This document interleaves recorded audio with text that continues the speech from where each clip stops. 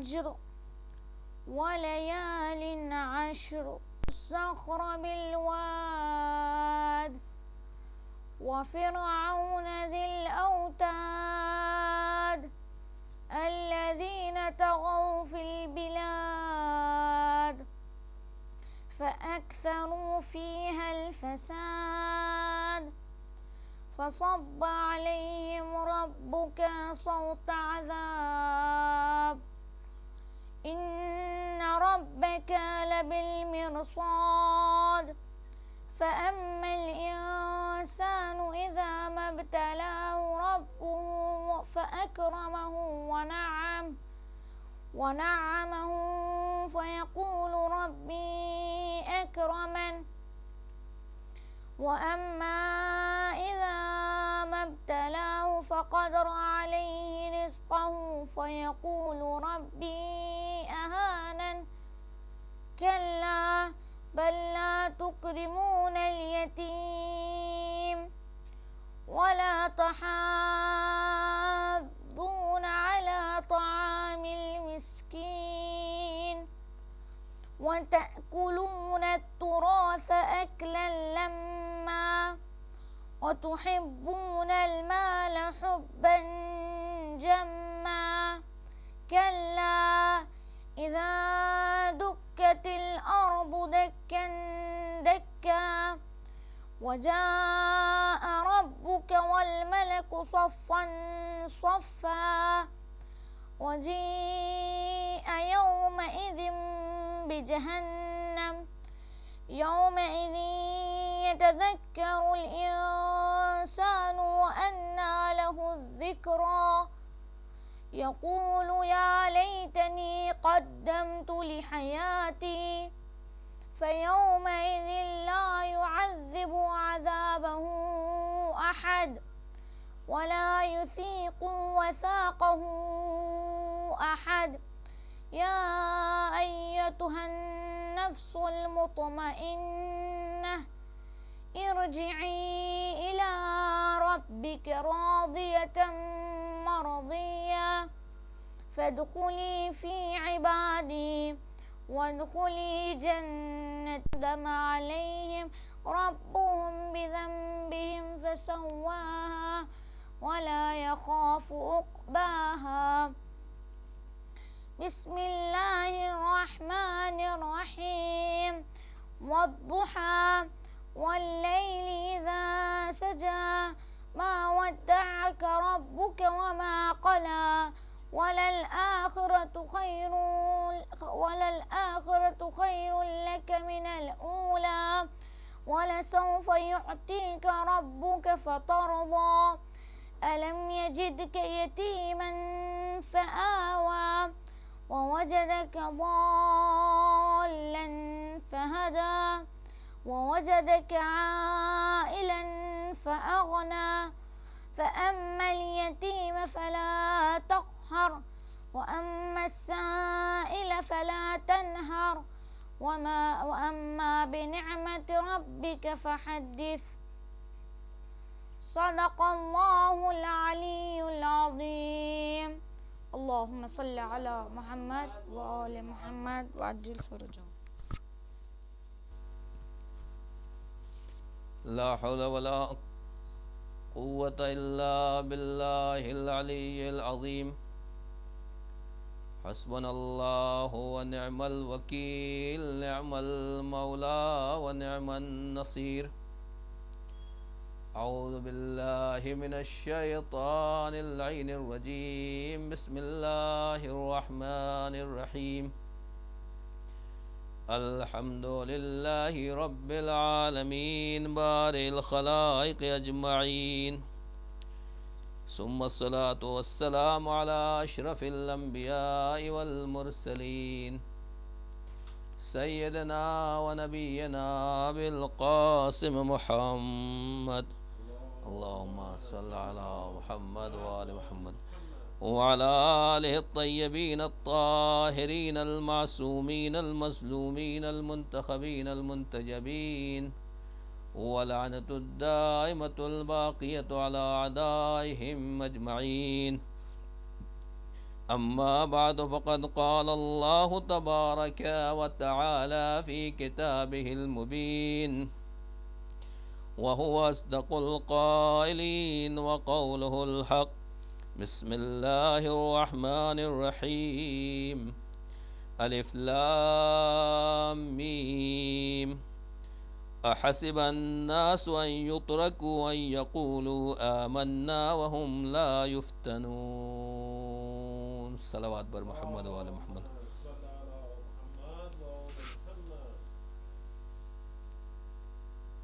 السلام عليك يا أبا عبد الله وعلى الأرواح التي حلت بفنائك عليك مني سلام الله أبدا ما بقيت وبقي الليل والنهار ولا جعله الله آخر العهد مني لزيارتكم.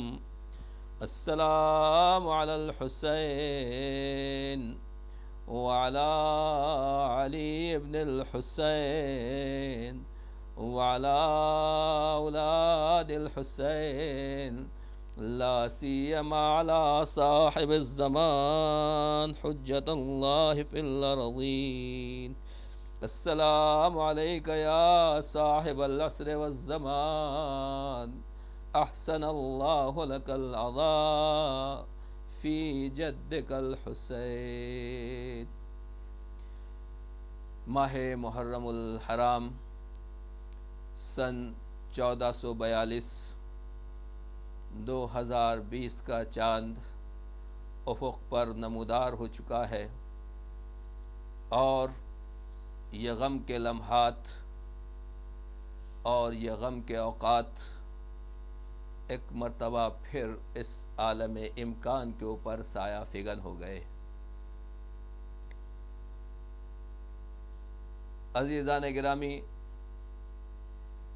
حاجی محمد جواد اصفہانی امامباڑہ پونا سے مجالس سید الشہداء کا یہ لائیو پروگرام آپ کی خدمت میں پیش کیا جا رہا ہے اور ہمارے دلوں پر دوہرا زخم اور دوہرا غم ہے کہ آج فرش عزائے سید الشہداء کے اوپر ہم اس انداز سے بیٹھے ہوئے ہیں کہ آپ لوگ اپنے اپنے گھروں میں فرش عزا بچھا کر حسین غریب اور حسین مظلوم کی اس عزاداری میں شریک ہو رہے ہیں.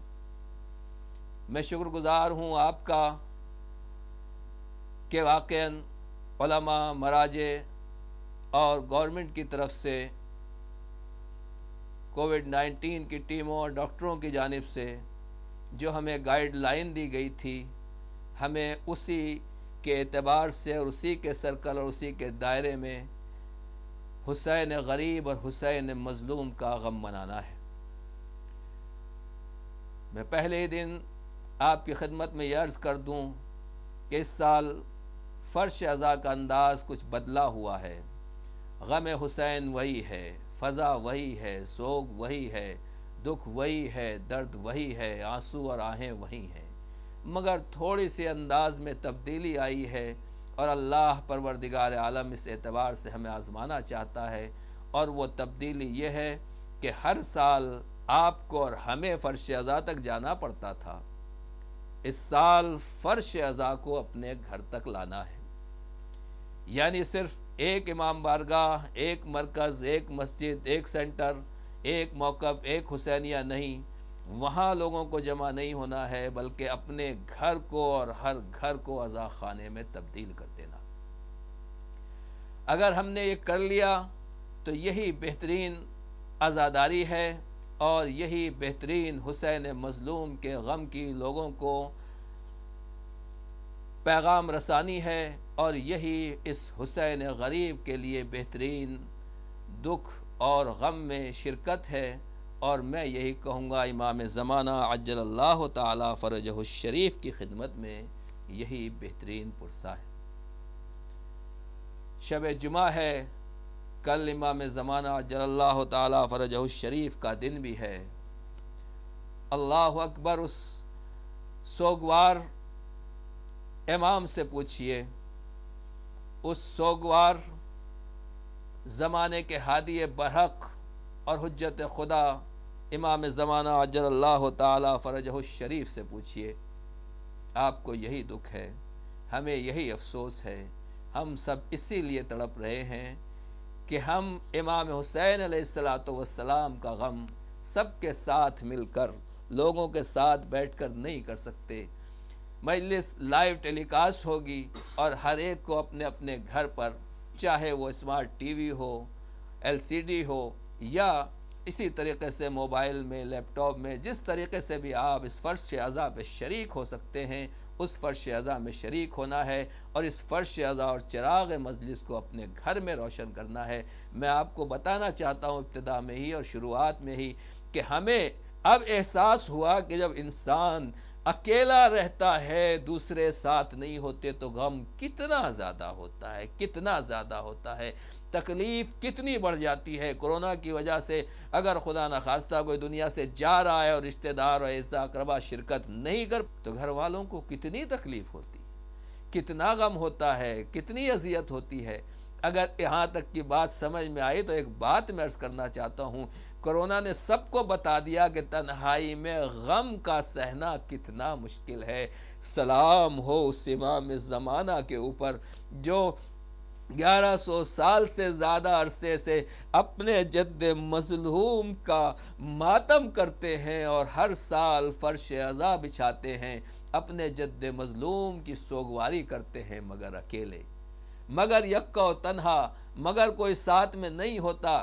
امام اپنا تعارف نہیں کرا سکتے، اگر کہیں فرش عزا پر آ بھی رہے ہیں، کہیں روضے پر کربلا پہنچ بھی رہے ہیں، نجف اور کاظمین جا بھی رہے ہیں، کسی بھی جگہ جا بھی رہے ہیں، تو وہاں امام زمانہ اپنا تعارف نہیں کرا سکتے۔ کتنا سخت ہوگا، جب ہمارے لیے اتنا زیادہ سخت ہے تو ان کے لیے کتنا زیادہ سخت ہوگا۔ بس میں یہی کہوں گا عزیزان گرامی ابتدا میں ہی کہ اس مرتبہ فرش عزا کو گھر میں لانا ہے اور ہمیں اپنے گھروں کو رونق دینا ہے، اپنے بچوں کو تربیت کرنا ہے کہ دیکھو کس طریقے سے فرش عزا کے اوپر آیا جاتا ہے۔ اب تک جو چیزیں ہم حسینیے میں اور دوسری جگہ انجام دے رہے تھے، ان کو گھر میں انجام دینا ہے۔ خالی میں آپ کی خدمت میں یہ عرض کر دوں کہ اس کی برکت، اس کا فائدہ، اس کی عظمت اور اس کی فضیلت کیا ہوگی، جو نور دوسری جگہ کے اوپر ہوتا تھا وہ ہمارے گھروں میں آئے۔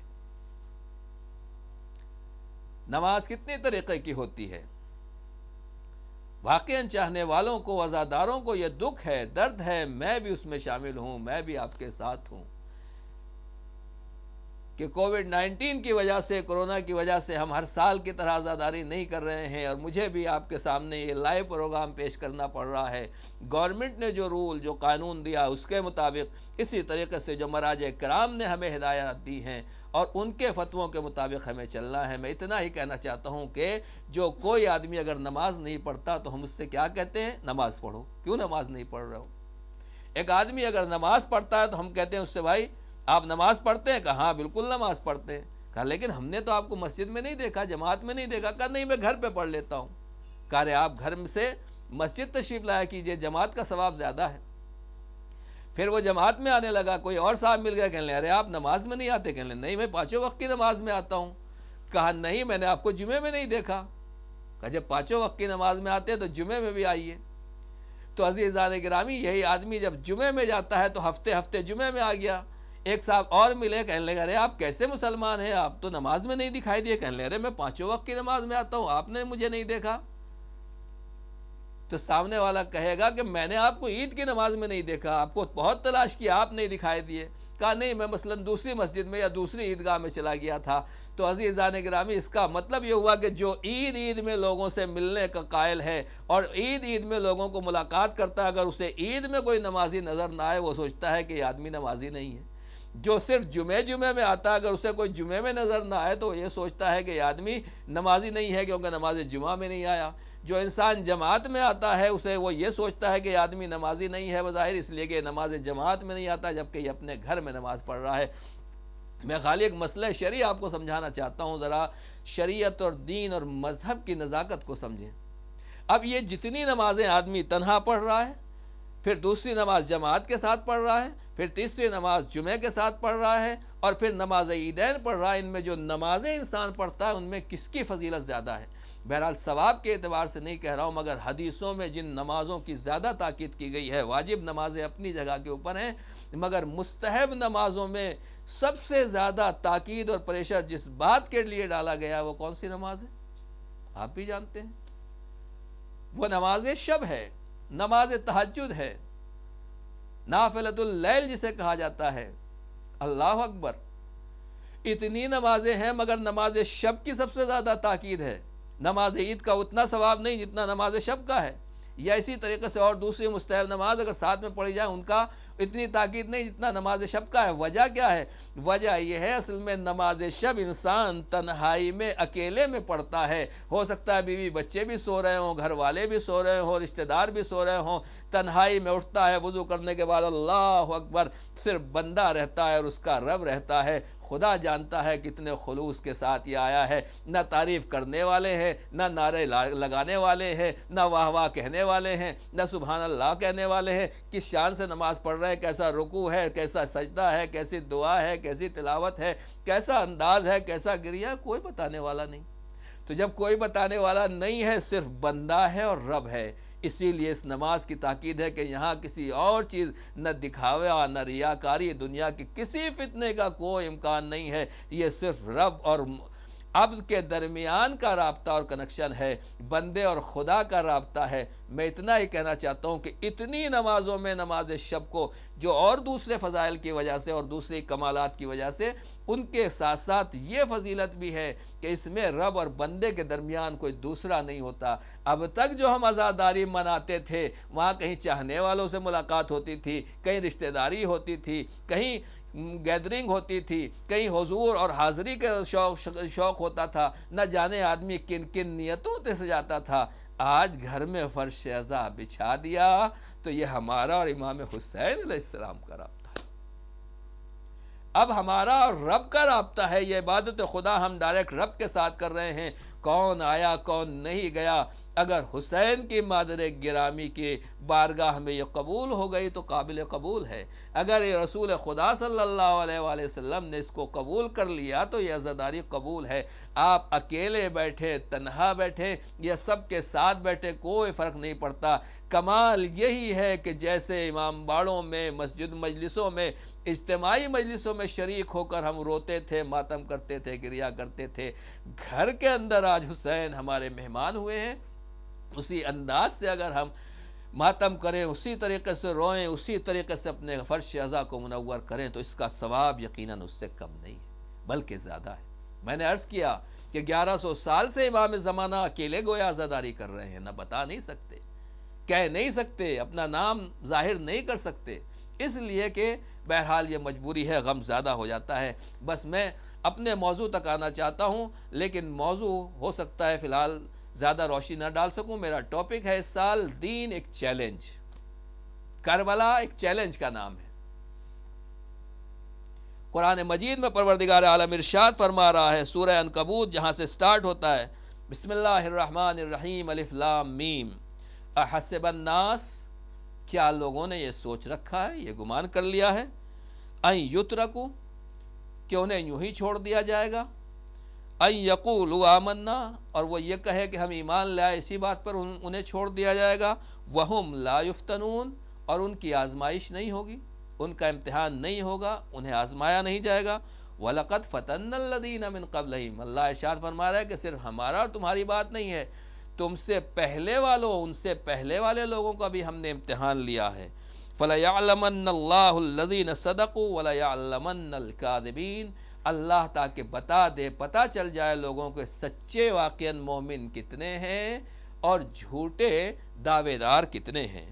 ام حسب الذین یعملون السیئات ان یسبقونا ساء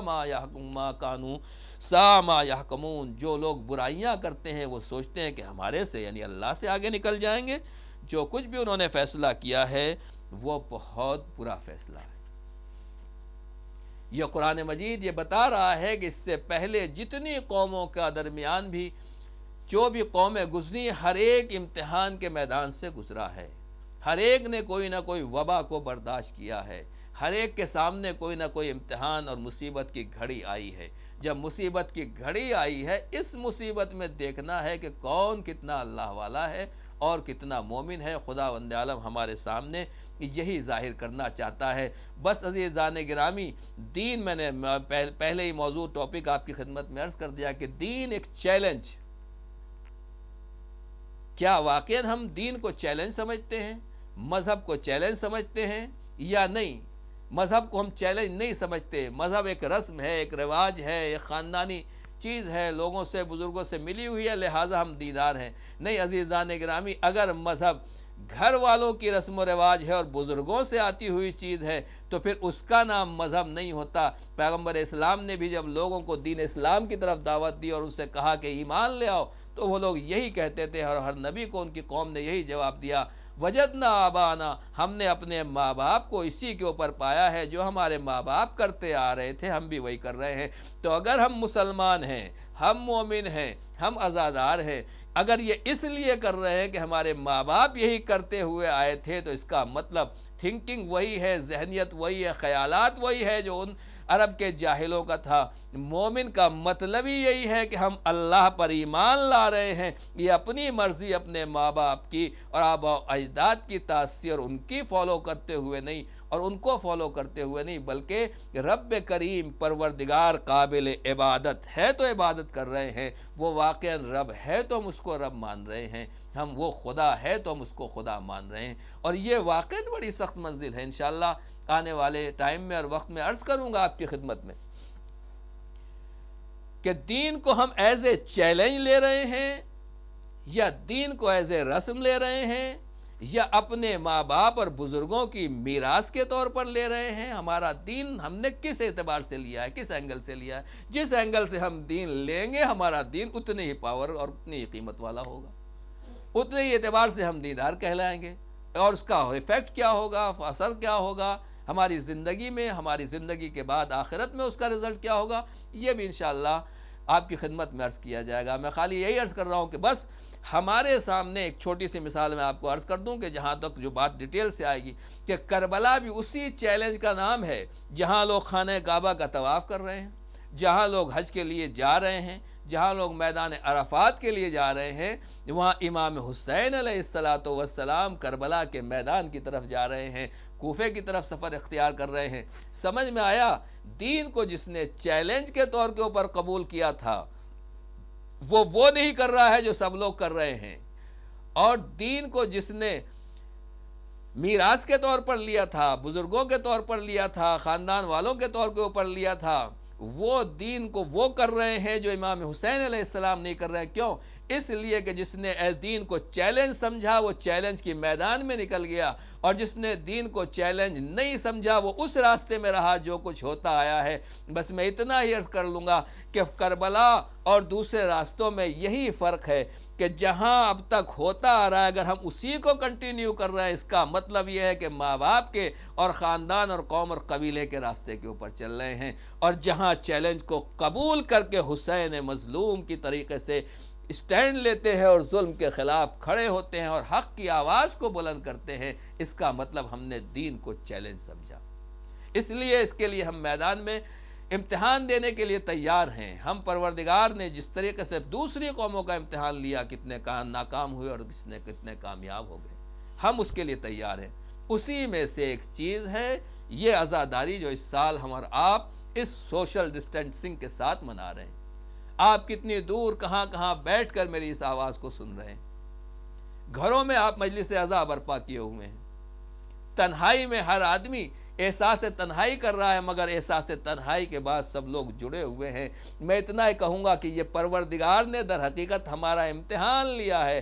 اب اگر جو اس امتحان میں کامیاب ہو گیا، اس امتحان میں ہمیں کیسے کامیاب ہونا ہے یہ اصل نتیجہ ہے. جو اس امتحان میں کامیاب ہو گیا وہ حسینی کہلائے گا، وہ کربلا کے راستے پر کہلائے گا. اور جو اس امتحان میں کامیاب نہیں ہوگا، کسی نہ کسی طریقے سے جذبات میں آ کے وہ کام کرے گا جو خلاف قانون ہے، جسے گورنمنٹ اجازت نہیں دے رہی ہے، جسے مراجع علماء اجازت اور پرمیشن نہیں دے رہے ہیں، جس کی شریعت اجازت نہیں دے رہے. اگر آدمی جذبات میں آ کے وہ کام کرتا ہے تو اس کا مطلب یہ ہے کہ اس نے چیلنج کو قبول نہیں کیا ہے، اس نے اپنے کو اس چیلنج کے سامنے ہرا دیا ہے اور یہ اس سے ہار گیا.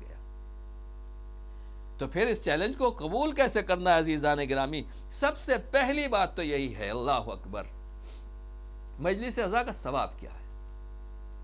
کیا بتا سکتا ہے کوئی؟ دنیا میں کوئی عالم دین ہے جو بتا دے ہمیں اس مجلس اعضاء کا مکمل ثواب کیا ہے؟ ایک بات تو یہ۔ دوسری بات میں آپ کی خدمت میں عرض کروں کہ یہ مجلس اعضاء کا ثواب، جس کا لیول اور جس کی منزل یہ ہے، توجہ کیجئے گا، کتنی بڑی ہونا چاہیے؟ اللہ اکبر، یہ مجلس کتنی بڑی ہونا چاہیے؟ 1 گھنٹہ، 2 گھنٹہ، 3 گھنٹہ، 4 گھنٹہ، پوری رات شب بیداری؟ بہرحال آج چاند رات ہے اور واقعا سب عزادار، ہر ایک کی نگاہیں آسمان کی طرف تھیں اور اب ہر ایک کی آنکھوں میں آنسو ہیں۔ یہ عزاداری ہمارے یہاں 2 مہینہ 8 دن تک یقیناً چلتی رہے گی، اور ہم سال بھر حسین کے عزادار ہیں، ہم ان کے غمگسار ہیں اور ان کے غم میں غمگین اور گریہ کناں ہیں۔ لیکن میں آپ سے پوچھنا چاہتا ہوں کہ واقعاً جو ہم گھر میں مجلس کر رہے ہیں، اس مجلس کا ٹائم کتنا ہونا چاہیے؟ پہلی بات تو یہ کہ میں نے پہلے ہی شروع میں عرض کیا کہ مجلس کو گھروں تک لانا ہے، فرش اعضاء کو گھروں تک لانا ہے، اس نور اور اس چراغ کو گھروں میں جلانا ہے اور ایک ایک گھر کو روشن اور منور کرنا ہے۔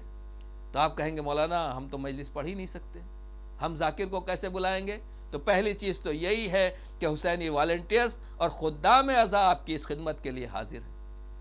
ایک جملہ کہہ دوں آپ کی خدمت میں، پہلے آپ جاتے تھے 1 مجلس دن میں کرتے تھے، 2 مجلس دن میں کرتے تھے، یا بہرحال جو زیادہ سے زیادہ مجلس کر سکتے تھے، وہ کتنی زیادہ مجلسوں آپ کو معلوم ہے، جانے آنے میں بھی ٹائم خرچ ہوتا تھا۔ لیکن اب صبح سورج نکلنے سے لے کر اور رات کی اندھیرے تک، بلکہ صبح ہونے تک 24 گھنٹے آپ کو آن لائن ایسی بہترین سے بہترین مجلسیں ملیں گی کہ جس کا کوئی جواب نہیں ہے۔ میں اتنا ہی کہوں گا، یہ ہماری غلطی اور غلط فہمی ہے کہ اس سال کووڈ-19 کی وجہ سے، کورونا کی وجہ سے عزاداری امام حسین کم ہو گئی ہے۔ کم ان کے لیے ہو گئی ہے جو دوسرے کاموں کے لیے جاتے تھے۔ جو فرش اعضاء پر بیٹھنا چاہتا ہے، جب تک سوئے گا نہیں امام حسین کا فرش، لہذا کم نہیں ہوئی ہے، عزاداری بڑھ گئی ہے۔ آپ کے لیے مجلس on line Hare minute second کے اوپر، ہر 10 منٹ 20 منٹ، بلکہ ایک وقت میں کئی مجلسیں آ رہی ہیں۔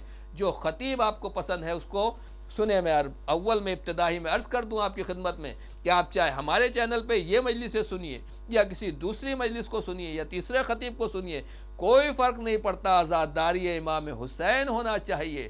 اچھی سے اچھی مجلس، بس اتنا کہوں گا کہ اس خطیب کو سننا ہے، اس ذاکر کو سننا ہے جو آپ کے دین اور ایمان میں اضافہ کرے۔ ایسا نہ ہو کہ محرم میں ہمارا ایمان ہم سے لے کے چلا جائے۔ جو واقعاً صاحب علم ہو، صاحب عمل ہو، جو اس لائق ہو اس ممبر امام حسین اور ممبر پیغمبر کے اوپر آ کر بیٹھ سکے اور ہمارے ایمان کو بہتر سے بہتر آگے بڑھا سکے اور ایمان میں اضافہ کر سکے۔ جو بات عرض کرنا تھی مجھے، میں نے جو بات رہ گئی وہ کیا ہے کہ کم سے کم مجلس اعضاء کیا ہے اور اس کا ثواب کیا ہے۔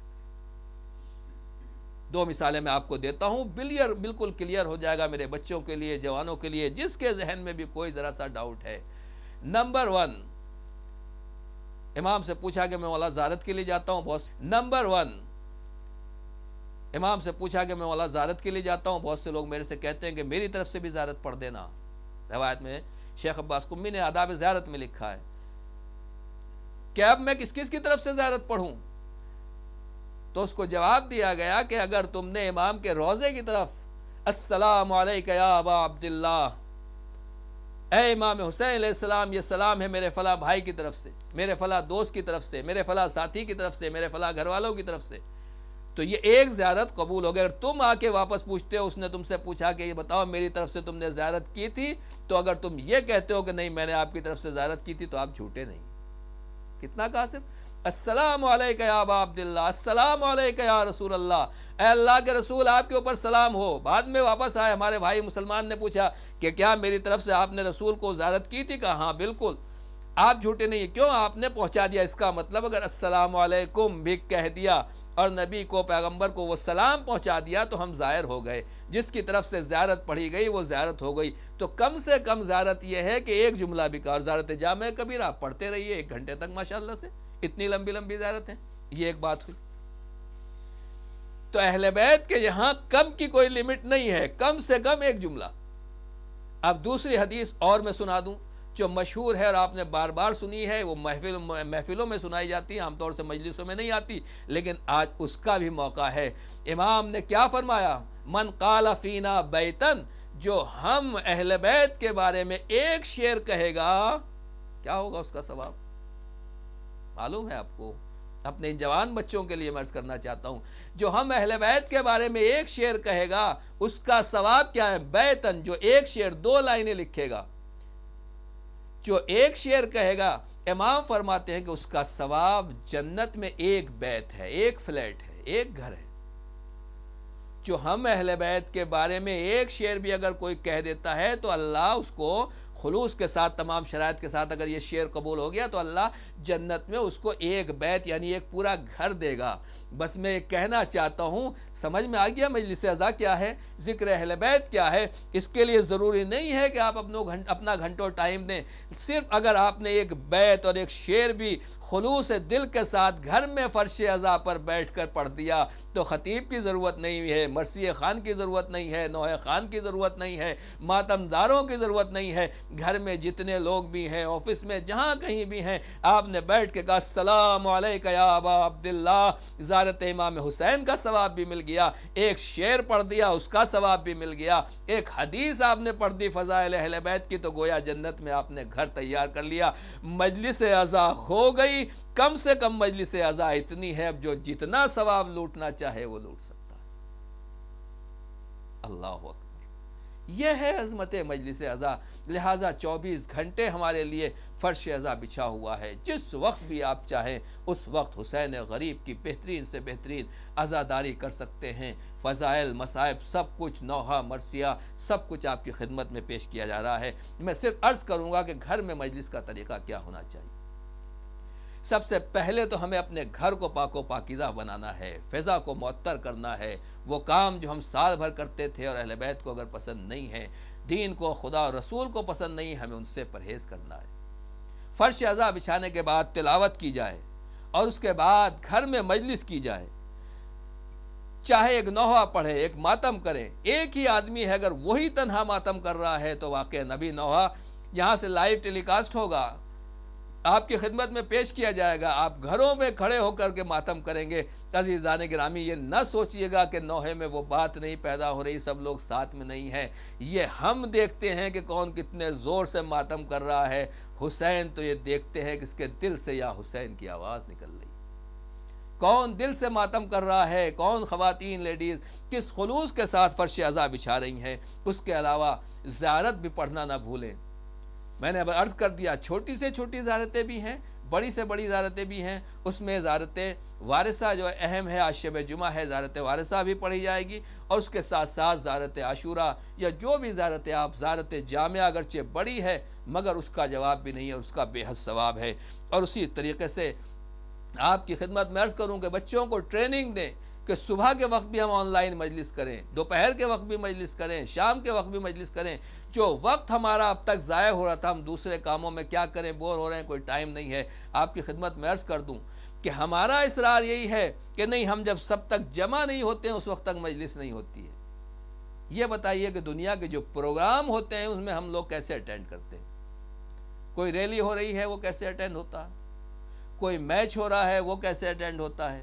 کوئی اور بڑا پروگرام یا کانفرنس ہو رہی ہے وہ ہم کیسے اٹینڈ کرتے ہیں؟ جہاں پروگرام ہو رہا ہے وہاں 1000، 2000، 50,000، 1 لاکھ مجمع ہوتا ہے، اس سے زیادہ پبلک نہیں ہوتی، اور دیکھنے والے کتنے ہیں؟ لاکھوں کی تعداد میں، کروڑوں کی تعداد میں۔ ایک کسی کی سپیچ، ایک کسی کی تقریر آ رہی ہے، یہ تقریر کرنے والا ایک تقریر کر رہا ہے، سننے والا 100، 200، 400 آدمی ہے، مگر پوری دنیا اس کو لائیو دیکھ رہی ہے، لائیو سن رہی ہے۔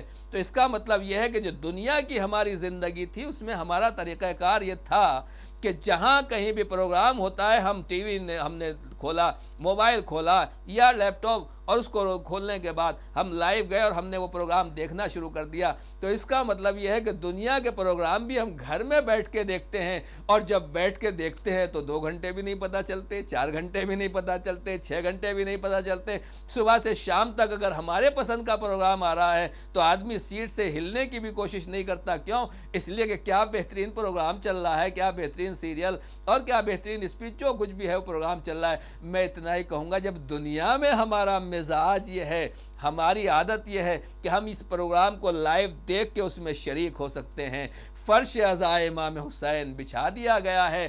جس کو بھی اس میں شرکت کرنا ہے، جو بھی اس میں شامل ہونا چاہتا ہے، آپ جس وقت بھی ٹی وی کھولیں گے، جس وقت بھی یوٹیوب چینل کے اوپر یا دوسرے چینلوں کے اوپر جائیں گے، حسین کا غم آپ کو نصیب ہو جائے گا اور حسین کے فرش عزا پہ آپ شریک ہو جائیں گے. اپنی اپنی جگہ کے اوپر صلوات پڑھ لیں محمد و آل محمد.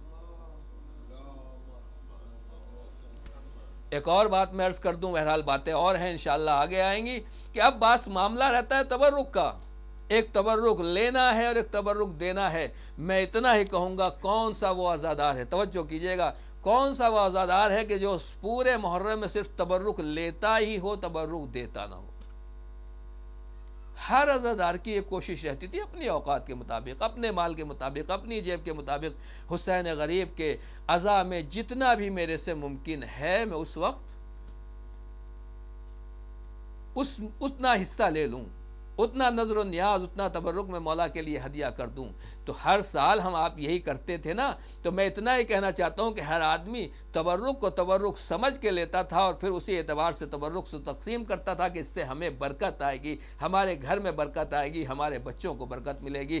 میں اتنا ہی کہنا چاہتا ہوں کہ مجلس پڑھنے کے بعد اگر آپ سال بھر میں جتنا بھی تبرک بانٹتے تھے، محرم میں جتنا بھی تبرک بانٹتے تھے، وہ تبرک لاتے رہیے اور اپنے پڑوسیوں کے بعد کی خدمت میں ان کے گھروں تک اگر آپ نے پہنچا دیا، سامنے والے پوچھے گا یہ خیریت تو ہے، اس سے پہلے آپ نے نہیں دیا. مثلا کہا نہیں، عزائے امام حسین علیہ السلام ہر سال امام باڑوں میں، مسجدوں میں، مرکزوں میں اور سینٹروں میں ہوتی تھی، اس کا تبرک ہے. میں اتنا ہی کہوں گا، گھر گھر عزائے امام حسین بھی پہنچ جائے گی. پڑوسی چاہے مسلم ہو، چاہے غیر مسلم ہو، چاہے امام حسین کا ماننے والا ہو یا ماننے والا نہ ہو، ان تک تبرک امام حسین پہنچے گا تو اس کا اثر ان کے اوپر بھی ہوگا. وہ لوگ بھی امام حسین علیہ السلام کے تبرک کو اس طریقے سے احترام کے ساتھ نوش کریں گے اور ان تک بھی یہ تبرک پہنچ جائے گا. تو گویا ہم نے پیغام حسین پہنچا دیا. وہ تبرک لینے والا کون ہے، پڑوسی کون ہے، ہمیں اس سے کوئی تعلق نہیں ہے.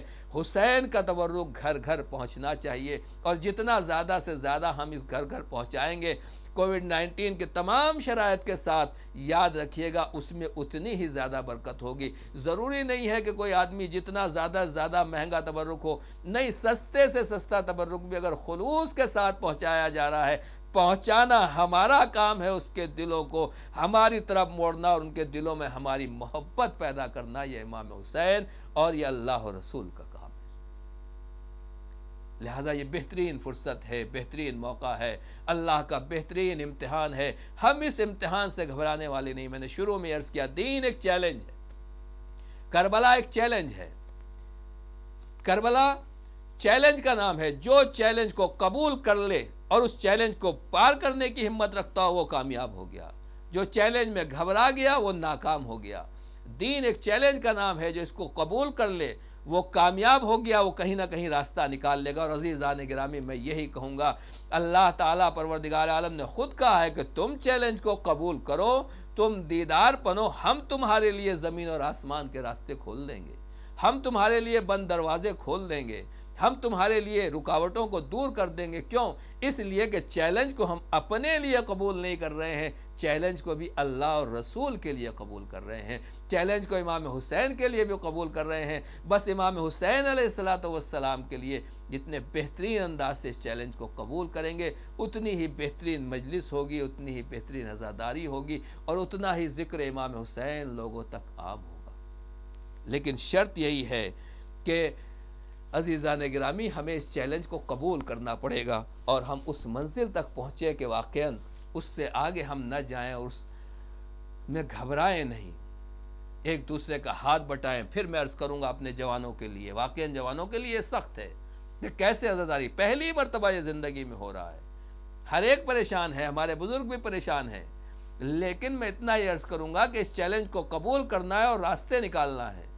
جوانوں کو آگے بڑھنا ہے، فرش عزا کو لوگوں کے گھروں تک پہنچانا ہے، نوحہ خانوں کو لوگوں کے گھروں تک پہنچانا ہے. یعنی گھروں تک ویسے نہیں پہنچانا ہے، بلکہ لائیو ٹیلی کاسٹ کے ذریعے سے، چینل کے ذریعے سے، آن لائن عزاداری کے ذریعے سے اور اگر آپ نے اس طریقے کا پہنچا دیا تو یقیناً بہترین آپ کامیاب ہوگا. ایک صلوات پڑھ لیں بر محمد وعلی اللہم صلی علی محمد وعلی محمد. چلیے آج بات اسی کو مکمل کر دوں کہ اس سال ہمیں عزاداری کیسے کرنا ہے. میں اس میں خود بھی شامل ہوں، میں نے اپنے کو بھی بعض جگہ چیک کیا ہے. مثلاً ماہ رمضان میں کوئی افطاری کا انتظام کرتا ہے، 10-20 افطار والوں کو گھر میں بلاتا ہے، روزہ داروں کو، یا مسجد میں افطاری دی جاتی ہے. توجہ کیجیے گا، اگر آپ مجھ سے موافق ہیں، متفق ہیں، سہمت ہیں، میری رائے اور میری بات کو آپ بتائیے گا کہ واقعاً دل میں نیت کیا رہتی ہے. ہم نے روزے داروں کے لیے افطاری رکھی، تو جب ہم نے روزے داروں کے لیے افطاری رکھی تو افطاری رکھنے کا مطلب کیا ہوا کہ روزہ دار آ رہے ہیں اور ہم ان کو افطار دے رہے ہیں. اسی طریقے سے مجلس میں عزادار آ رہے ہیں اور ہم ان کو تبرک دے رہے ہیں، ان کی خدمت کر رہے ہیں، ان کو چائے پلا رہے ہیں، پانی پلا رہے ہیں.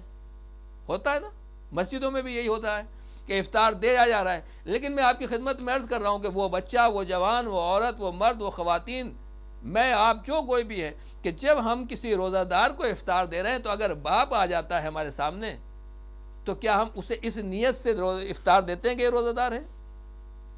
بیوی آ جاتی ہے تو کیا یہ بھی بیچاری روزہ دار تھی؟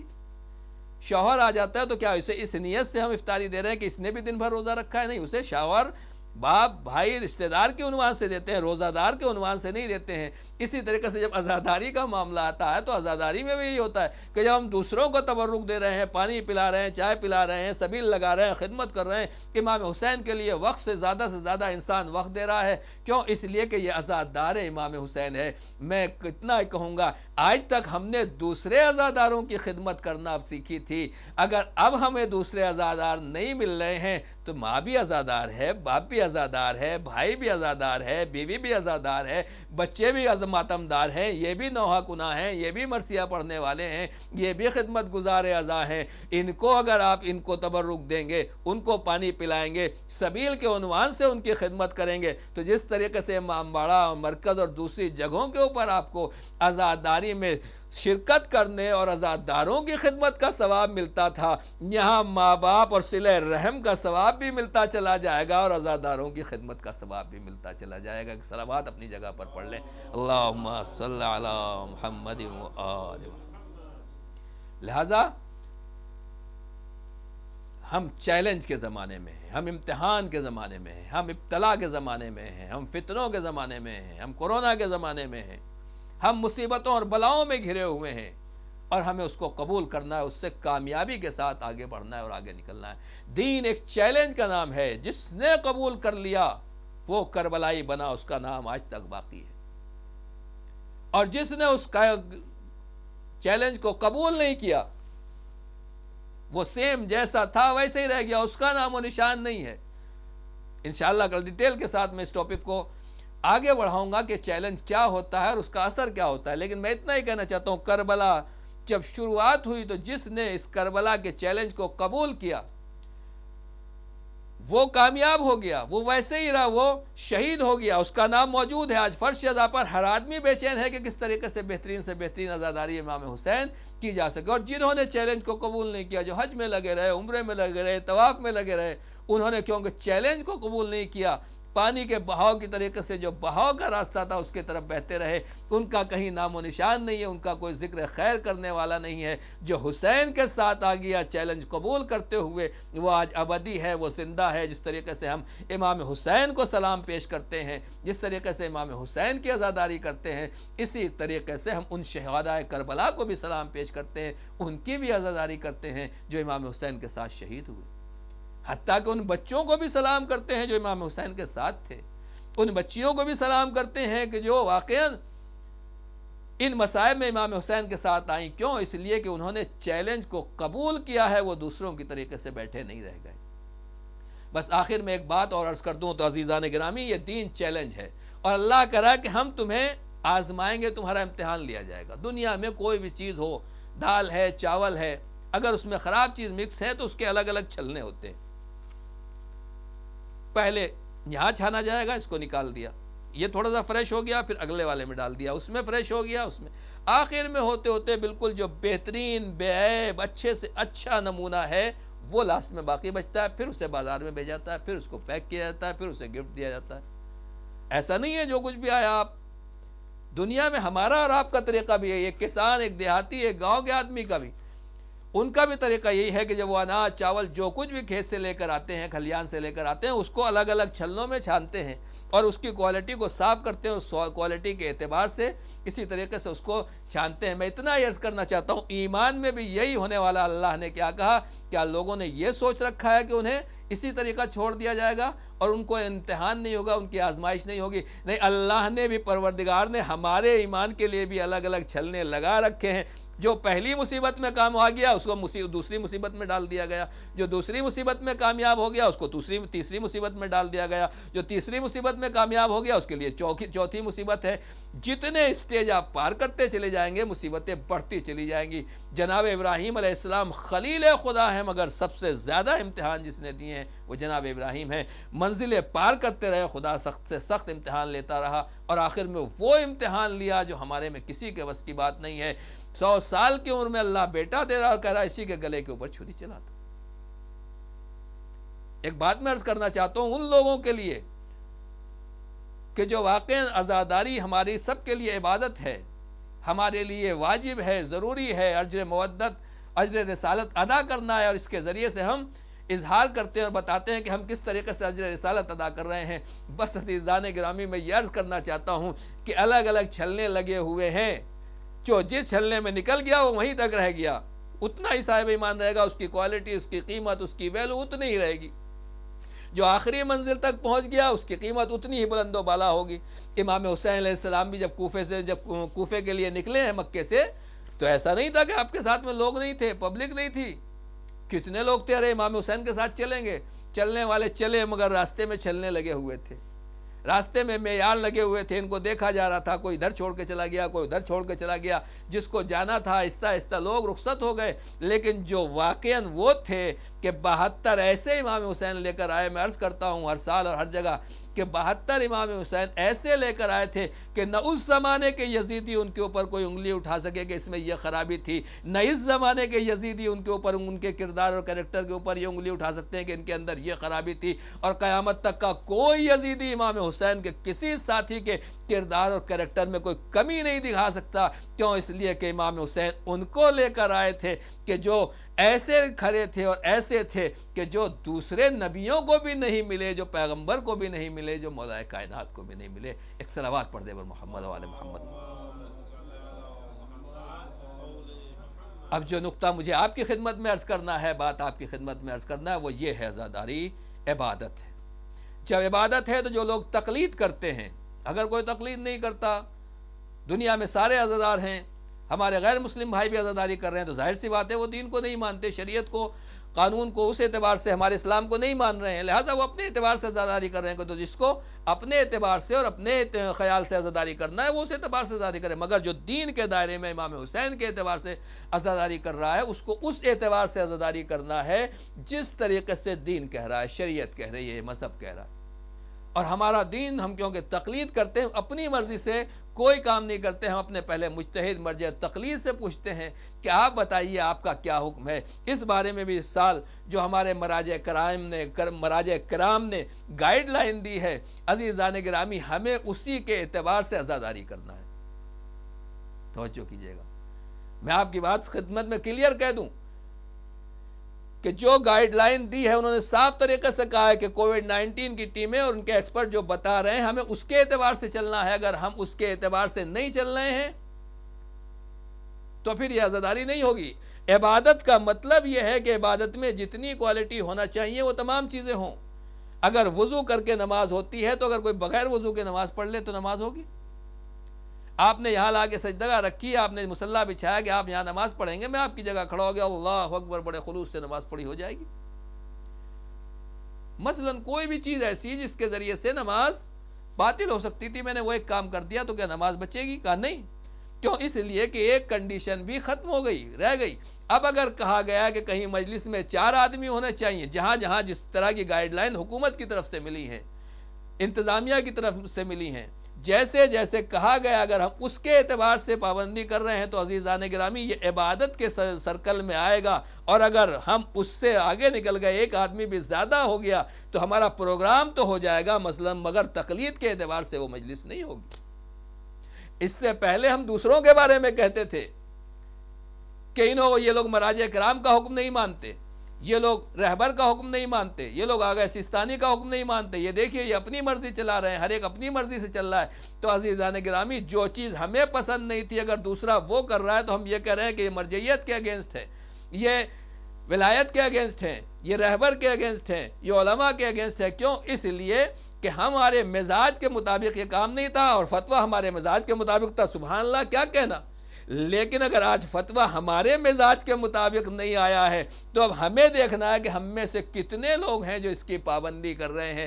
جیسے مراجع کرام نے کہا اگر اس گائیڈ لائن کے اندر مجلس ہو رہی ہے، عزاداری ہو رہی ہے، تو یقیناً اس کو عبادت سمجھا جائے گا۔ اور اگر کہیں خدا نخواستہ ہم اپنے مراجع کے مطابق نہیں ہیں تو پہلے کل دوسرے کاموں میں دوسرے لوگ مخالفت کرتے تھے، اور آج ہم دوسرے کام میں کووڈ-19 کے اعتبار سے یا کسی اور اعتبار سے مخالفت کر رہے ہیں، تو ہمارے اور ان میں کوئی فرق نہیں ہوگا۔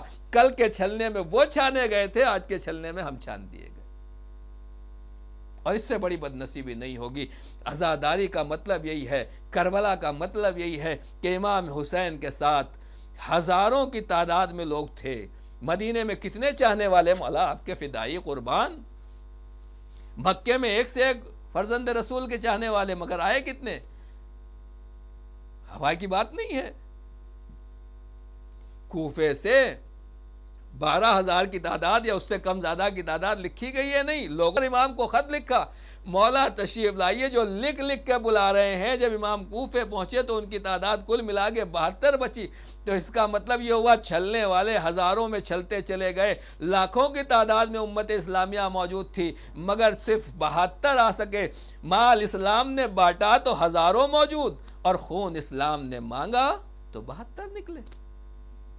چھلنے لگے ہوئے ہیں ہماری ایمان کو، ہمارے تقوی کو، ہماری پرہیزگاری کو دیکھنے کے لیے۔ بس کربلا ہے، حکم شریعت ہے، اس کے مطابق اپنے کو ڈھال دو اور اس کے مطابق اپنی زندگی بسر کرو۔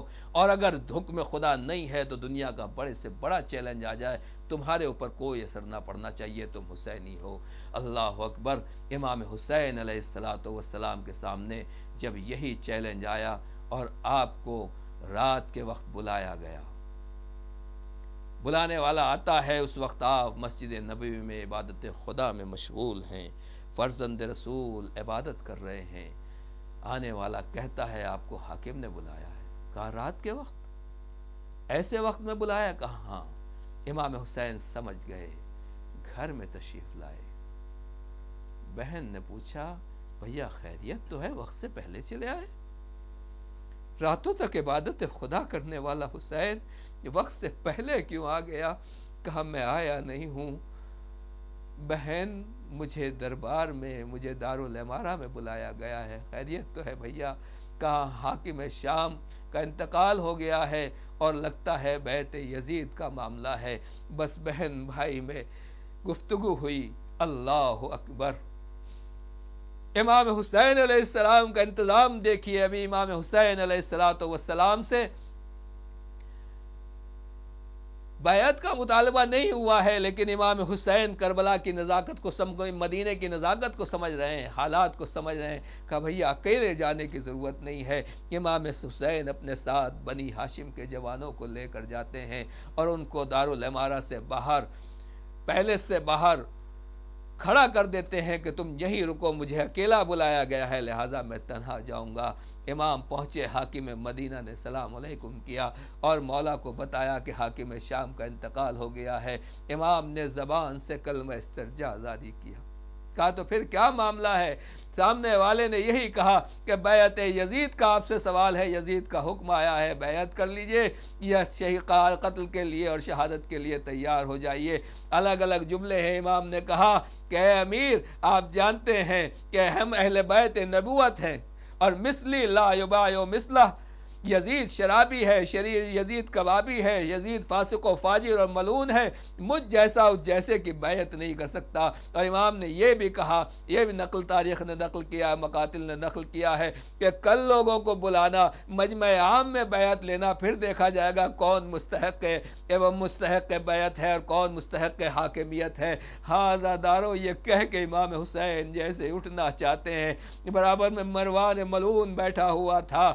اس نے ایک مرتبہ حاکم مدینہ سے کہا، تم اگر اس وقت حسین تیرے ہاتھ سے نکل گئے تو بڑے خون خرابے کے بغیر یہ ہاتھ نہ آئیں گے، اسی وقت ان کا کام تمام کر کے ان کا سر یزید کے پاس بھیج دے۔ بس امام حسین علیہ السلام کو غصہ آیا، غیظ میں امام کی آواز بلند آئی، آواز دی، ابن الزرقاء، اے نیل گو آنکھوں کے ماں کے بیٹے، کیا تو مجھے قتل کرے گا یا یہ مجھے قتل کرے گا؟ عباس علمبردار، جوانان بنی ہاشم اپنی تلواریں لے کر آگے بڑھے۔ ارے مولا، کس نے آپ کی شان میں جسارت کر دی؟ اللہ اکبر! حسین نے اپنے جوانوں کو سنبھالا۔ میرے جوانوں سب لوگ، ہم ابتدا نہیں کرتے ہیں، شیروں کو ٹھنڈا کر کے لے کر آئے۔ میں اتنا ہی کہوں گا، اے جوانان بنی ہاشم، اے بنی ہاشم کے بچوں، ابھی یہاں حسین کی آواز بلند ہوئی تھی، آپ لوگ آ گئے حمایت کے لیے، لیکن کربلا کے میدان میں حسین یکا تنا کھڑے ہیں، نظر یمین و شمالا، کبھی دائیں دیکھتے کبھی بائیں دیکھتے، ارے سب شہیدوں کے لاشیں تڑپ رہے۔ اجرکم اللہ، اجرکم اللہ۔ بس عزادارو، یہ امام حسین علیہ السلام کا سفر شروع ہوتا ہے۔ امام حسین علیہ السلام سفر کی تیاری کرتے ہیں، گھر میں تشریف لائے، اے بہن سامان سفر باندھا جائے۔ ہاں عزادارو، آج آپ جانتے ہیں جو رشتہ داروں سے بچھڑے ہوئے ہیں، جو ادھر سے ادھر نہیں جا پا رہے ہیں، اس وبا کی وجہ سے کتنے عزیزوں اور کتنے رشتہ داروں سے آدمی دور ہے۔ حسین غریب سامان سفر باندھ رہے ہیں اور پتہ ہے واپس نہیں آنا ہے۔ مدینے والوں کا کیا حال ہے؟ راوی کہتا ہے کہ میں مدینے ہمیشہ جاتا تھا، محلے بنی ہاشم سے گزرتا تھا تو محلے بنی ہاشم کے جوان ہنستے کھیلتے ہوئے نظر آتے تھے، لیکن اس مرتبہ جب میں مدینے میں داخل ہوا، محلے بنی ہاشم میں دے گیا تو کیا دیکھا، جوانوں کے چہرے اترے ہوئے ہیں، کوئی کسی سے بات نہیں کر رہا۔ میں نے پوچھا، آخر تمہاری یہ حالت کیا ہے؟ کسی نے جواب دیا، کیا تمہیں نہیں معلوم؟ ارے جان مدینہ حسین ابن علی مدینہ چھوڑ کے جا رہے ہیں۔ بس عزاداروں، میں اتنا ہی کہوں گا، اللہ اکبر۔ حسین کے قافلے کی تیاری ہوئی، راوی کہتا میں بقی میں ایک ٹیلے کے اوپر چلا گیا اور وہاں بیٹھ کر منظر دیکھنے لگا، حسین کا قافلہ کیسے رواں ہوتا ہے۔ اونٹ اور ناکے لا کے بٹھائے جاتے تھے، بیویوں کی ہماری آتی تھی، ایک ایک بیوی آتی تھی اور ایک جوان آگے بڑھتا تھا اور بیوی کو اس میں بٹھاتا تھا۔ میں پوچھتا رہا، ہر ایک جواب دیتا رہا۔ حسین کرسی کے اوپر تشریف فرما ہے، تمام جوانان بنی ہاشم دیکھ رہے ہیں۔ ایک بار میں نے کیا دیکھا، ایک دراز قد خاتون نکلی جس کی عبا چادر سے ہیبت جاری تھی۔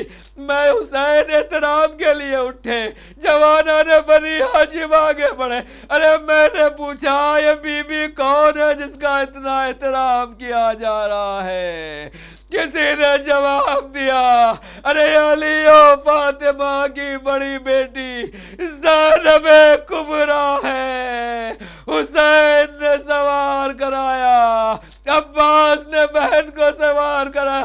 عجب نہیں، زینب نے کہا، اے بھیا عباس، اے میرے بچوں، ذرا وعدہ کرو جس شان سے زینب کو لے کر جا رہے ہو اسی شان سے زینب کو واپس لے کر آؤ گے۔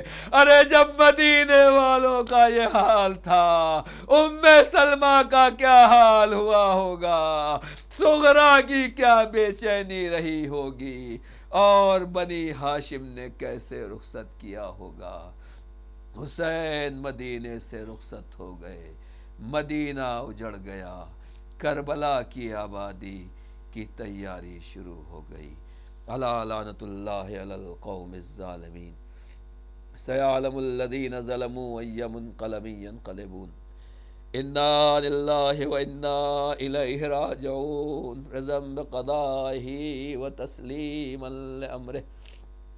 پروردگار ہماری اس مختصر سی بات قبول فرما، اس فرش عزا اور جہاں جہاں بھی فرش عزا بچھایا گیا ہے اور لوگ تیرے حسین غریب کے ذکر کو سن رہے ہیں، پروردگار ان کے گھروں میں نور اور برکت نازل فرما، ان کے رزق حلال طیب اور میں برکت عنایت فرما، زیادہ سے زیادہ روزی عنایت فرما، ہر طرح کی بلا اور وبا سے محفوظ فرما، خاص طور سے یہ وبا جو پوری دنیا کو اپنے چنگل میں گھیرے ہوئی ہے، پروردگار کربلا کے بلاؤں میں گھرے ہوئے ان مظلوموں کا واسطہ اس بلا سے پوری دنیا کو نجات عطا فرما، خاص طور سے ہمارے ملک، ہمارے شہر، ہمارے وطن اور تمام مومنین و مومنات کو پروردگار جلد از جلد اس وبا سے نجات عطا فرما، اسی شان اسی انداز سے جس طریقے سے تیرے حسین کی عزاداری ہوتی تھی ہمیں عزاداری کرنے کی توفیق عنایت فرما۔ جو بیمار ہیں، خاص طور سے کورونا کے بیمار، کتنے لوگوں نے التماس سے دعا کہا ہے، کتنے لوگ واقعا وینٹیلیٹر کے اوپر ہے، پروردگار تمام ان مریضوں کو شفاء کامل و عاجل عطا فرما۔ ہمارے ملک میں بھی جو واقعا یہ وبا ہے اس کو دور فرما، اور جو امن و امان بھائی چارگی تھی پروردگار اس دائم رکھنا، جو پیار و محبت پہلے سے تھی اور آج بھی پائی جاتی ہے پروردگار اس ملک اور اس وطن، ہمارے دیش، ہمارے کنٹری کے تمام لوگوں کے دلوں میں اسی طریقے سے اس محبت، اس اخوت، اس برادری کو باقی اور قائم و دائم رکھنا۔ پروردگار گورنمنٹ کو بھی اس وبا سے اور ہر طرح کے چیلنجوں سے نکلنے کی قوت اور طاقت عنایت فرما، ہر طرح کے ظلم و ستم کے شکنجوں سے ہمیں نجات عطا فرما۔ رب کریم پروردگار تیری بارگاہ میں دعا ہے، شب جمعہ ہے، امام زمانہ کے ظہور میں تعجیل فرما، تعجیل فرما، تعجیل فرما، ہمیں ان کے ناصر و اعوان و انصار میں شمار فرما۔ واقعاً پروردگار ہم تیرے حسین سے شرمندہ ہیں، تیرے رسول سے شرمندہ ہیں، جو عزاداری کا حق ہونا چاہیے، جس طریقے سے عزاداری ہونی چاہیے وہ نہیں کر رہے، لیکن پروردگار ہمارے ان ٹوٹے پھوٹے آنسوؤں کو، اسی قلیل عزاداری کو اپنے کرم سے قبول فرما لے، جو دعائیں ہم نے کی ہماری تمام دعاؤں کو قبول فرما لے، جو دعائیں ہم نہیں کر سکے ہیں رب کریم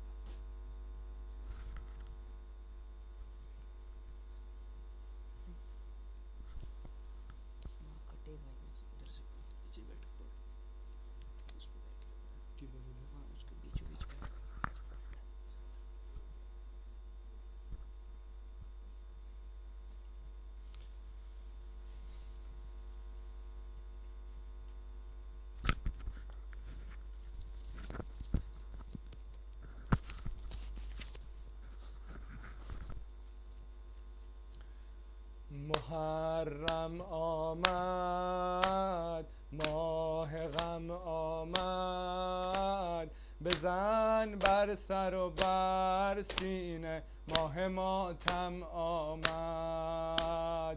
محرم آمد، ماه غم آمد، بزن بر سر و بر سینه، ماه ماتم آمد. حسین ای جانم، حسین ای عشقم، رحم در ای نازنینم، من که گمراهم. حسین وای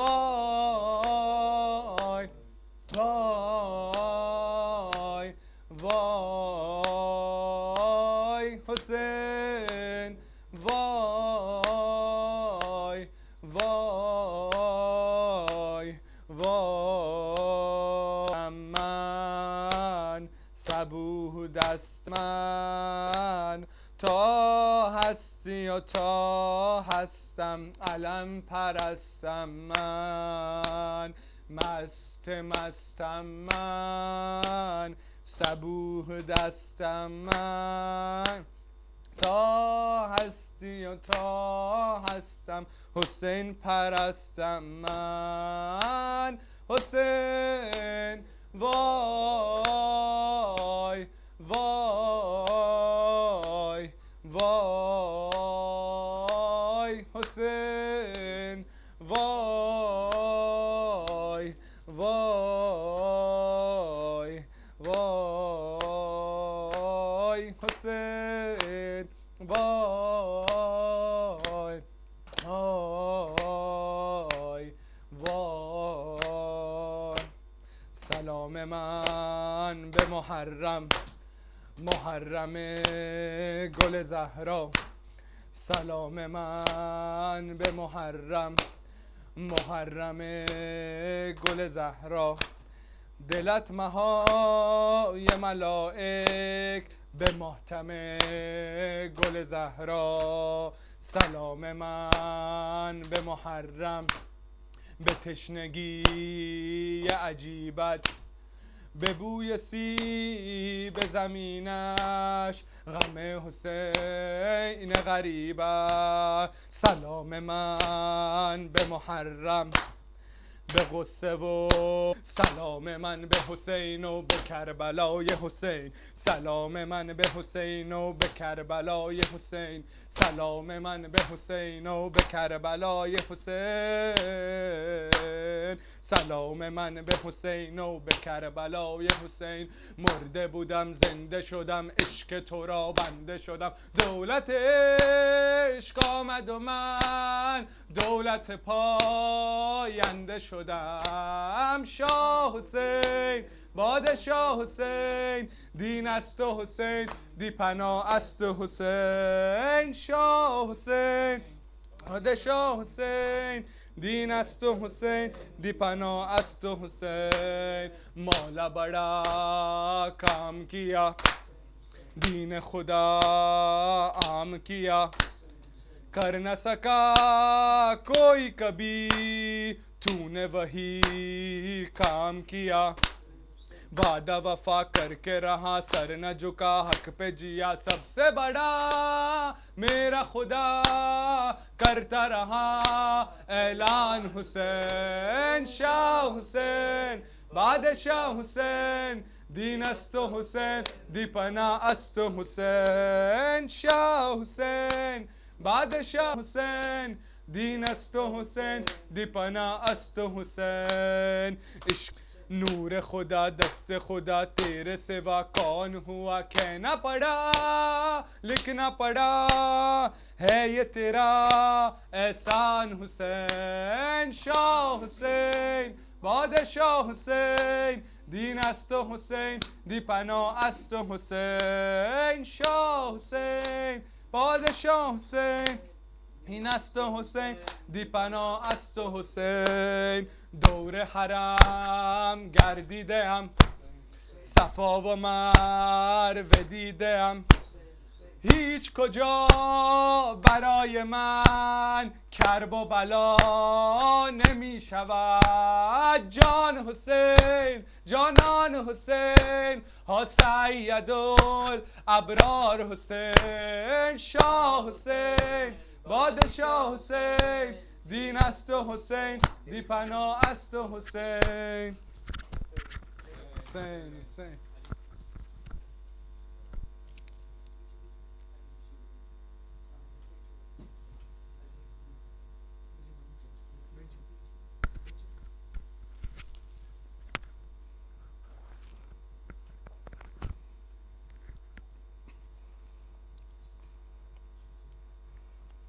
حسین الغریب الغریب الحسین، حسین الشہید الشہید الحسین. حسین الغریب الغریب الحسین، حسین الشہید الشہید الحسین. دہائی دہائی خدا را دہائی، یہ دشت بلا میں ہے کیسی تباہی. بہایا ہے کس نے یہ خون محمد، بعد قیامت ہے ڈھائی ہے کس نے الہی، جوانوں بزرگوں کو مارا گیا ہے، شہیدوں میں شامل ہے ننھا سی، تم نے ثابت کیا کہ تم جانشین رسول خدا، شہید الشہید الشہید الحسین، حسین الغریب الغریب الحسین، شہید الشہید الشہید الحسین، ہمیں کربلا میں بلاؤ حسین، ہمیں اپنا روضہ دکھاؤ حسین، کہ ہم بھی بنے یا زوار حسین، شہید الشہید الشہید الحسین، حسین الغریب الغریب الحسین، شہید الشہید الشہید الحسین۔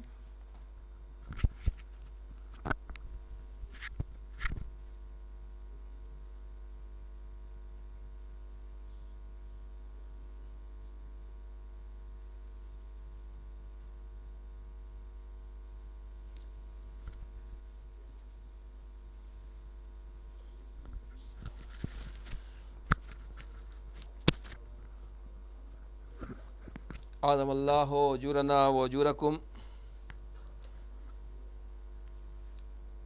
آئیے آخر میں زیارت وارث امام حسین شب جمعہ بھی ہے، اور مجلس کے ساتھ یہ زیارت انشاءاللہ ہر روز آپ کی خدمت میں پیش کی جائے گی۔ خالی میں آپ کو یہ بتا دوں کہ درمیان میں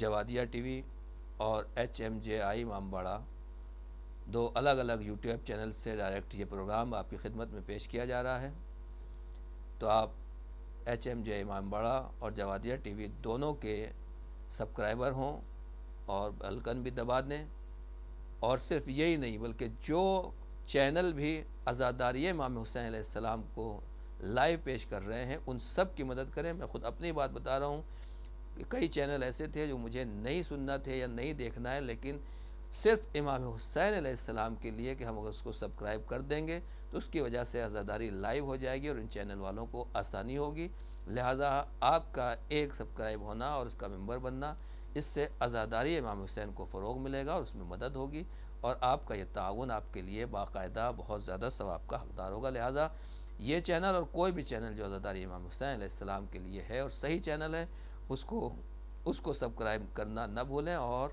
ضرور اس کی سبسکرائب آپ ہو جائیں۔ آئیے میں بیٹھ کر کیمرے کی وجہ سے آپ کے سامنے زیارت پڑھ رہا ہوں، آپ کھڑے ہو کر کربلا کی طرف رخ کریں اور حسین غریب اور حسین مظلوم کو سلام دیں۔ شب جمعہ بھی ہے اور مجلس کے بعد السلام علیک یا وارث آدم صفوۃ اللہ، السلام علیک یا وارث نوح نبی اللہ، السلام علیک یا وارث ابراہیم خلیل اللہ، السلام علیک یا وارث موسیٰ کلیم اللہ، السلام علیک یا وارث عیسیٰ روح اللہ، السلام علیک یا وارث محمد حبیب اللہ، السلام علیک یا وارث امیر المؤمنین ولی اللہ، السلام علیک یا ابن محمد المصطفیٰ، السلام علیک یا ابن علی المرتضی، السلام علیک یا ابن فاطمة الزہراء، السلام اللہ وابن ثارہ والوتر الموتور، اشہد انک قد اقمت الصلاة وآتیت الزکاة وامرت بالمعروف ونہیت عن المنکر واطعت اللہ ورسولہ حتی اتاک الیقین، ولعن اللہ امة قتلتك ولعن اللہ امة ظلمتك ولعن اللہ امة سمعت بذلك فرضیت به، یا مولاي یا ابا عبداللہ اشہد انك كنت نورا في الاسلاب الشامخة والارحام المطهرة لم تنجسك الجاهلية بانجاسها ولم تلبسك من مظلمات ثيابها، واشهد انك من دعائم الدين واركان المؤمنين، واشهد انك الامام البر التقي الرضي الزكي الهادي المهدي، وأشهد أن الأئمة من ولدك كلمة التقوى وأعلام الهدى والعروة الوثقى والحجة على أهل الدنيا. وأشهد الله وملائكته وأنبياءه ورسله أني بكم مؤمن وبيا بكم موقن بشرائع ديني وخواتيم عملي وقلبي لقلبكم سلم وأمري لأمركم متبع. صلوات الله عليكم وعلى أرواحكم وعلى أجسامكم وعلى شاهدكم وعلى غائبكم وعلى ظاهركم وعلى باطنكم. السلام عليك يا ابن رسول الله. السلام عليك يا ابن نبي الله. السلام عليك يا ابن أمير المؤمنين. السلام عليك يا ابن الحسين الشهيد. السلام عليك أيها الشهيد وابن الشهيد. السلام عليك أيها المظلوم وابن المظلوم. لعن الله أمة قتلتك ولعن الله أمة ظلمتك ولعن الله أمة سمعت بذلك فرضيت به. کربلا کے تمام شہیدوں کی زیارت. السلام علیکم یا اولیاء اللہ وحباہ. السلام علیکم یا اصفیاء اللہ ووداہ. السلام علیکم یا انصار دین اللہ. السلام علیکم یا انصار رسول اللہ. السلام علیکم یا انصار فاطمہ سید نساء العالمین. السلام علیکم یا انصار ابی محمد الحسن ابن علی الولی الناصح. السلام علیکم یا انصار ابی عبداللہ ابی انت و امی.